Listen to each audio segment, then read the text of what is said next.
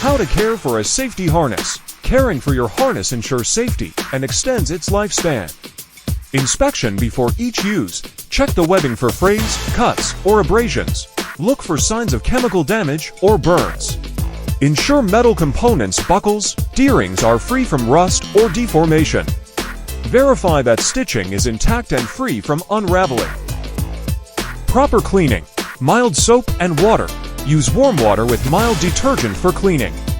Avoid harsh chemicals that can degrade the material. Soft brush. Gently scrub dirt or contaminants off the webbing. Rinse and dry. Rinse thoroughly with clean water and hang the harness to air dry in a cool, shaded area. Do not machine wash or dry. Storage. Store the harness in a clean, dry place away from direct sunlight, chemicals, or extreme temperatures. Avoid folding the harness to prevent kinks in the webbing. Hang it or lay it flat to maintain its shape.